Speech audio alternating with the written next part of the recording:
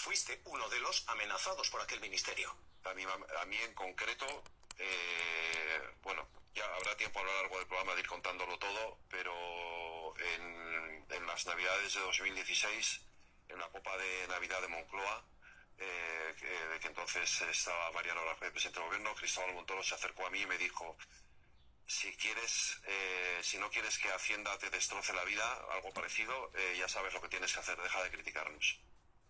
Vamos a hablar contigo, señala, y Montoro te advierte. A mí, yo fui durante esa época con el gobierno de Mariano Rajoy muy crítico, especialmente por el tema de Cataluña y también por la gestión económica de aquel gobierno. Publiqué con Fernando Jáuregui entonces 2 libros, uno se llamaba Es el cambio estúpido, otro se llamaba El desengaño, muy críticos con el gobierno de Mariano Rajoy. Y yo que arrastraba, es verdad, de los tiempos de Cuatro un problema con Hacienda, pues en aquel momento empecé a sufrir las consecuencias de convertirme en un periodista crítico de lo que podría considerarse dentro del núcleo de periodistas que eran más próximos al Partido Popular. Y me amenazó directamente en aquella circunstancia que he dicho antes, en una Copa de Navidad del Partido Popular, de Moncloa, con el presidente del gobierno, aquellas que se celebran todos los años, y me dijo literalmente, no me acuerdo las palabras exactas, pero o dejas de criticarnos o vas a sufrir las consecuencias con Hacienda. Y efectivamente no dejé de criticarlos y sufrí las consecuencias con Hacienda. A partir de ese momento empezó un auténtico calvario, tanto en lo profesional como en el tema económico. Empezaron embargos uno detrás de otro. Cada vez que Hacienda, como yo era autónomo, Hacienda cuando me embargaba todo, no me dejaban absolutamente ni un euro para vivir.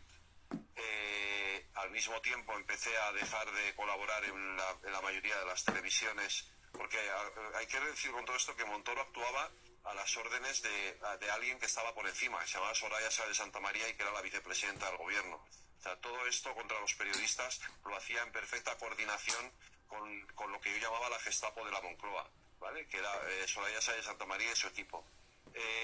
Empecé a dejar de colaborar con la mayoría de los medios de comunicación hasta que consiguieron sacarme de todos, y llegó un punto en el que toqué fondo hasta el extremo, y te lo cuento a ti ahora, de que le robé a mi madre, que estaba muy enferma, unas pastillas y me las tomé y estuve a punto de suicidar. ¿Hoy estás bien? Sí. ¿Y hoy estás bien con Hacienda? No, sigo sufriendo las consecuencias. Eso se arrastra, porque cada embargo que te hacen impide que puedas pagar o cumplir con tus obligaciones, con lo cual es una pescadilla que se muerde la cola y que sigo sufriendo. O de hablar planas. El ministro dice: esto es de la misma manera que hubo una policía patriótica, la Hacienda patriótica, la agencia tributaria patriótica, planas.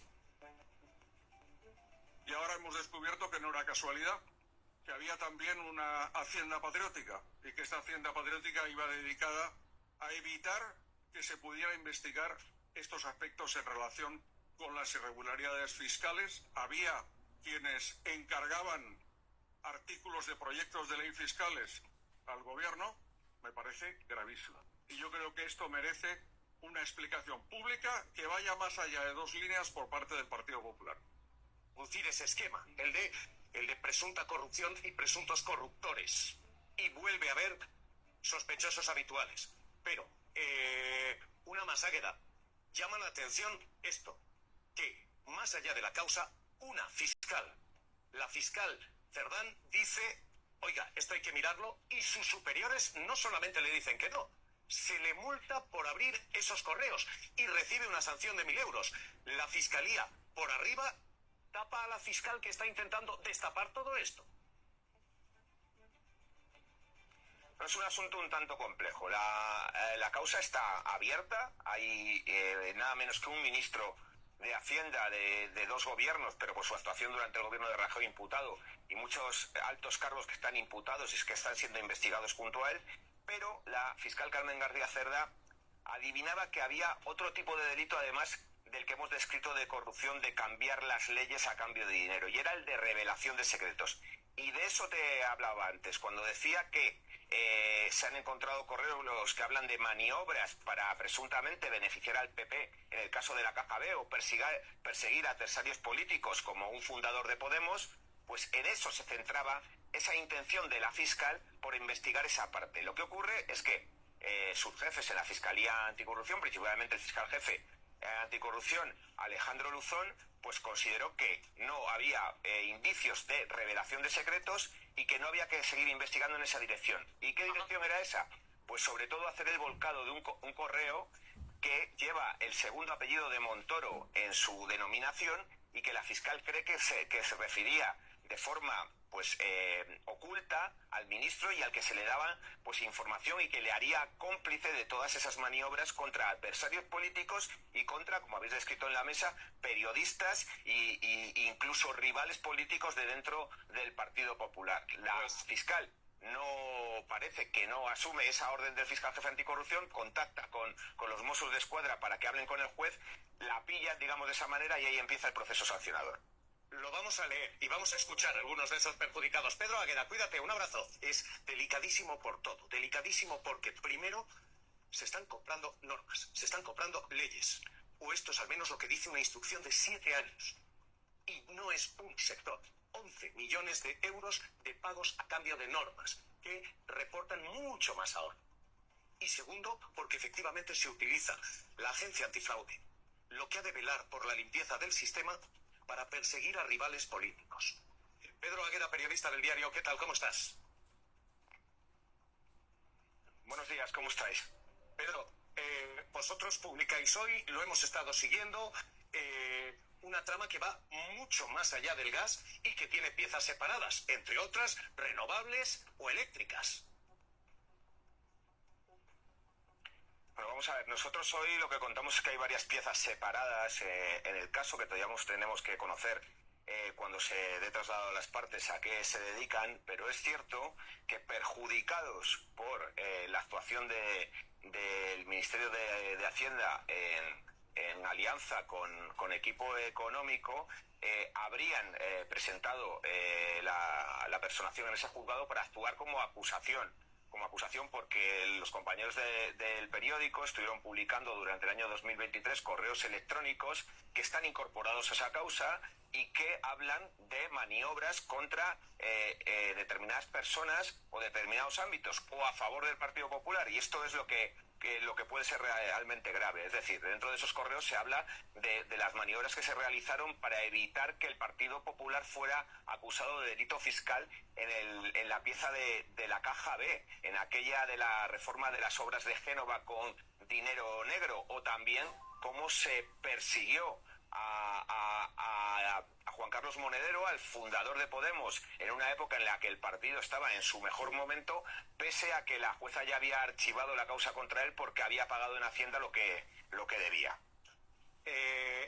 Todo esto se hace para perseguir a rivales políticos, todo esto se hace para, presuntamente, dicen los jueces, favorecer a las empresas que pagan, y todo esto se hace a través de un despacho que se llama Montoro y Asociados, luego llamado Equipo Económico. Sí, lo realmente grave de todo esto es que lo que describe el juez en ese auto por el que levanta el secreto del sumario es una trama que afecta primero al corazón mismo del Consejo de Ministros del gobierno de Rajoy, a su ministro y a 9 colaboradores, desde el secretario de Estado, su mano derecha, hasta el director de la agencia tributaria, del encargado de velar por la recaudación de los impuestos que se deben gastar después en el beneficio de todos los españoles. Y se hace porque nada más y nada menos, y esto es bastante novedoso en asuntos de corrupción, lo que la actuación que provoca que luego se cobre es cambiar nada menos que los textos que luego van a ir al Congreso a aprobarse, y que esas leyes que se aprueban benefician a grandísimas empresas. Como tú estabas contando, lo que dice el juez es que está investigando los beneficios al lobby gasístico a través de Equipo Económico, que habría cobrado y habría introducido 2 modificaciones legales que le ahorró muchísimo dinero a esas grandes empresas del sector gasístico. Pero también tenemos un escrito de un anónimo en 2017 que daba muchísimos detalles a la Fiscalía Anticorrupción de cómo esa práctica no se circunscribió a las empresas gasísticas, que hubo grandes constructoras que pasaron por la caja de equipo económico, renovables. Son posibles datos de toda esa trama que excede el sector gasístico, puede estar en ese sumario que todavía no conocemos, pero que a buen seguro vamos a conocer en las próximas semanas y meses. Vamos a leerlo enseguida y les vamos a dar algunos de los nombres. ¿Por qué? Porque esto... Yo diría que es imposible desligar lo que es el Partido Popular y su... Bueno, lo que es ahora y lo que ha sido de la figura de Montoro, de la figura de Rato, de la figura de un montón de gente que ha, de alguna manera, bueno, hecho, siempre se dice lo de la superioridad moral de la izquierda, ¿no? Y eso irrita mucho a la derecha. La derecha siempre ha tenido la superioridad económica, por decirlo de alguna manera, superioridad gestora, ¿no? Es decir, nosotros sí que sabemos gestionar, nosotros sí que sabemos hacer las cosas bien, como por ejemplo el gobierno de Aznar, como por ejemplo el gobierno de Rajoy, que nos sacó de una situación que tal, porque Zapatero no sé cuántos. Es muy difícil ahora coger y decir, no, es verdad, es que en el Ministerio de Hacienda, cuando nosotros estábamos, había una mafia. Es que esto sí que es una mafia. Cuando dicen lo de mafia o democracia, que a mí me parece bastante absurdo. Por supuesto que lo que ha hecho el PSOE, lo que está pasando en el PSOE es gravísimo, gravísimo. Me voy adelantando ya, Pero es que esto es mafia. O sea, mafia es esto. Mafia es coger a un señor y decirle, te voy a hacer la vida imposible. ¿Por qué? Porque no estás diciendo lo que yo quiero. Lo otro sí es corrupción, y es corrupción gravísima. Debería haber un montón de responsabilidades que os están tomando. Pero mafia esto.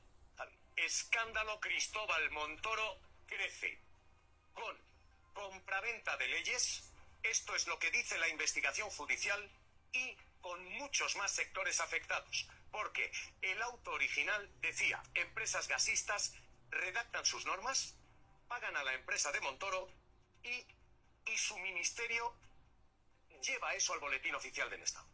Hoy sabemos que no solo eran las empresas gasistas, que hubo también renovables, que hubo también eléctricas y que pagaron hasta 11 millones de euros al despacho de Cristóbal Montoro.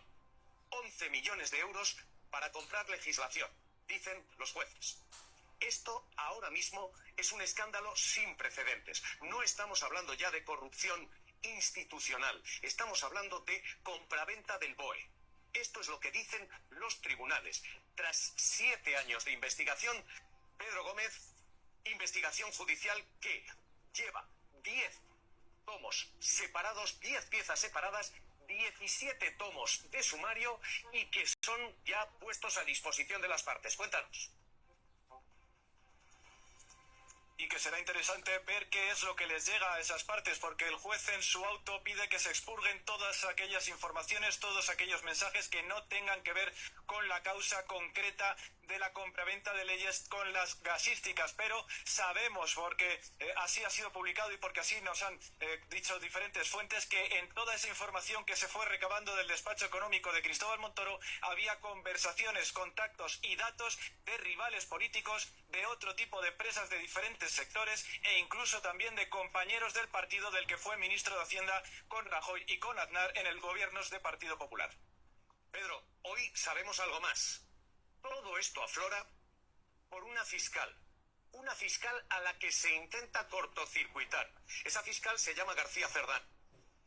Es la persona que investiga y es sancionada por Francisco Luzón. 1.000 euros de multa por investigar. Se intentó frenar esta investigación. Esa fiscal saca esto adelante pese a la oposición de sus superiores. Esto se intentó controlar en fiscalía para tapar esta cuestión. Pedro, ha habido aquí un intento de silenciar este asunto.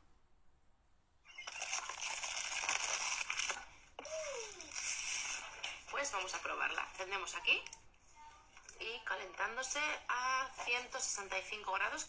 Tiene aquí también un botón de bloqueo que si le damos se abren las placas. Fiscalía para tapar esta cuestión.